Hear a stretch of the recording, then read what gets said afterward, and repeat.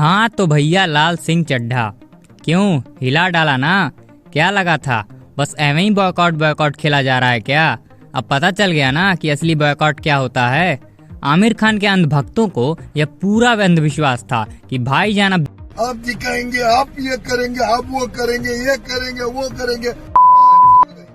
इनका सारा अंधविश्वास इनके पिछवाड़े में घुस गया है। सब के सब अपनी अम्मा की चोली में जाकर छुप गए हैं। कोई दिख ही नहीं रहा है, ना सोशल मीडिया पर और ना ही थिएटर में। खैर अब मूवी इतनी चलने वाली है नहीं, ये बात इसके अर्ली रिव्यू से पता चल चुकी है। पेट दलालों की मैं बात नहीं कर रहा, जिनका घर बॉलीवुड के टुकड़ों पर ही पलता है। ये तो हैं ही साले दोगले। हमारा आज का टॉपिक यह था कि फॉरेस्ट गंप और लाल सिंह चड्ढा इन दोनों में से कौन सी देखने लायक है और क्यों। आइए बताते हैं कि फॉरेस्ट गंप के रिलेटिव में लाल सिंह चड्ढा में क्या क्या बदलाव किए गए हैं।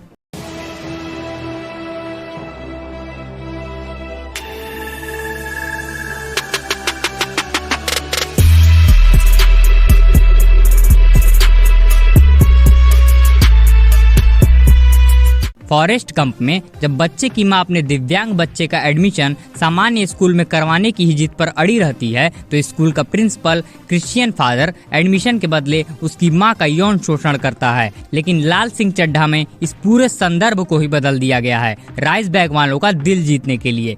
इस फिल्म के क्रिश्चियन फादर को बहुत ही अच्छा दिखाया गया है। वह ना तो बच्चे की मां का यौन शोषण करता है और ना ही उसके परिवार का धर्म परिवर्तन करता है। यहाँ तक कि जब लाल सिंह की मां कहती है कि जब तक उसका बेटा स्कूल में पढ़ेगा तब तक वो डेली फादर के लिए खाना बना कर लाएगी, लेकिन फादर मना कर देता है। राइट्स खरीदने का ये मतलब नहीं है कि आप अपना प्रोपेगेंडा दिखाने के लिए कहानी के साथ छेड़छाड़ कर सकते हैं। शर्म आनी चाहिए आपको। यह एक बहुत ही इम्पोर्टेंट सीन है फॉरेस्ट गंप में। जब फादर बच्चे की मां का यौन शोषण कर रहा होता है तो उस समय घर के बाहर बैठा दिव्यांग बच्चा जोर से चिल्लाता है। यह सीन यह दिखाता है कि उस मासूम बच्चे को भी यह एहसास है कि उसकी शारीरिक अक्षमता की कीमत उसकी मां से वसूली जा रही है। जाहिर सी बात है कि इस घटना का उसके जीवन पर बहुत ही गहरा प्रभाव रहा होगा। इस सीन से किसी भी कीमत पर छेड़छाड़ नहीं करना चाहिए। इस फिल्म में एक एक सीन के लिए ही सही, आपातकाल, लाल कृष्ण आडवाणी की रथ यात्रा, बाबरी विध्वंस, मंडल कमीशन, मुंबई ब्लास्ट,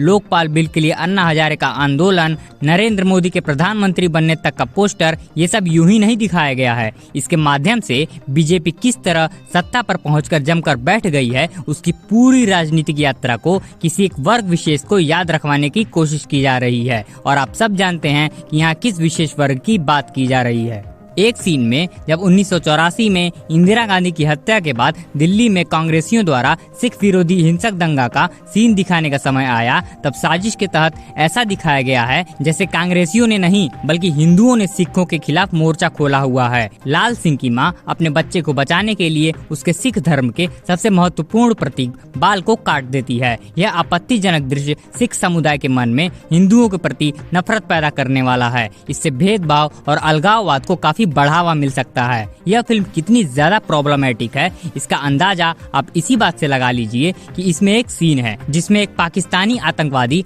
आमिर खान से पूछता है, मैं नमाज पढ़ता हूँ, दुआ अदा करता हूँ, तुम ये सब क्यों नहीं करते। इस पर आमिर खान का कैरेक्टर जवाब देता है कि ये सब धार्मिक काम यानी पूजा पाठ से मलेरिया फैलता है, यानी इससे दंगे फसाद होते हैं। अरे बहुत बड़ी क्रोध है तुम्हारी माँ जो तुम्हारे दिमाग में ये सब भरकर ब्रेन वॉश कर रही है। इसके लिए फिल्म के राइटर्स की मारी जानी चाहिए। सबसे बड़े दोषी यह लोग ही हैं। अब हो गया ना FIR, पिला गए ना, अब भुगतो। इनके इस प्रोपेगेंडा को नैरेटिव वार के जरिए देखें तो अपना प्रोपेगेंडा चलाने में सफल रहे हैं। यह बात इन्हें भी अच्छे से पता है कि आज के देश का माहौल ऐसा है कि इस प्रकार की फिल्में बॉक्स ऑफिस पर बहुत ही कम चल पाएंगी, लेकिन फिर भी ये लोग ऐसी फिल्में बनाते जा रहे हैं। कई लोगों को यह भी डाउट लग रहा है कि ये किसी एथलीट की बायोपिक है। अरे नहीं भाई, बायोपिक इतनी वाहियात रीमेक थोड़ी ही होती है। और सबसे जरूरी बात, इसमें लॉजिक की भी गाड़ मार ली गई है। पहली बात तो यह है कि इंडियन आर्मी कभी भी अनसाउंड माइंड यानी मेंटली डिस्टर्ब लोगों को भर्ती नहीं करती है। तो सबसे पहला FIR तो इसी बात पर हुआ है।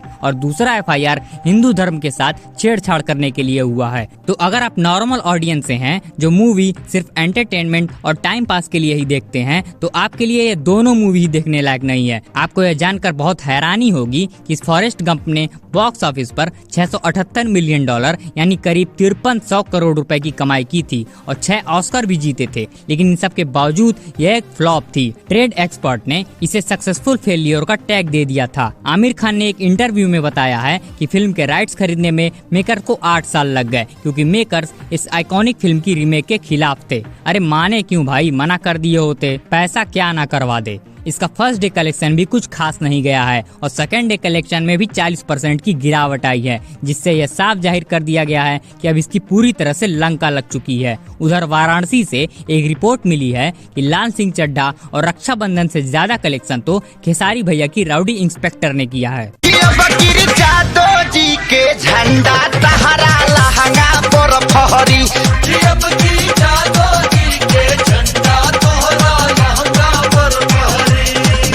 फिल्म का बजट 180 करोड़ है और ये अपना बजट ही निकाल ले, वही इसके लिए सबसे बड़ी जीत होगी। तो अगर किसी भाई के पास फालतू पैसा है लाल सिंह चड्ढा देखने के लिए, तो वो उसे अपनी बहन को रक्षाबंधन के गिफ्ट के तौर पर दे सकता है। और अगर कोई बहन भी इसे देखने की सोच रही है तो वो भी अपने पैसे को भाई को गिफ्ट के तौर पर दे सकती है, उसकी रक्षा करने के बदले, वाइस वर्सा। और अगर आप ये दोनों काम ही नहीं कर सकते तो उस पैसे का किसी गरीब को खाना खिला दीजिए, बहुत पुण्य मिलेगा। खैर, अगर आपने यह गू खा लिया है, इसे झेल लिया है, तो कमेंट बॉक्स में आकर उल्टी कर सकते हैं। और इस वीडियो को like, comment, share and channel को भी सब्सक्राइब कर दीजिएगा। मिलते हैं नेक्स्ट वीडियो में।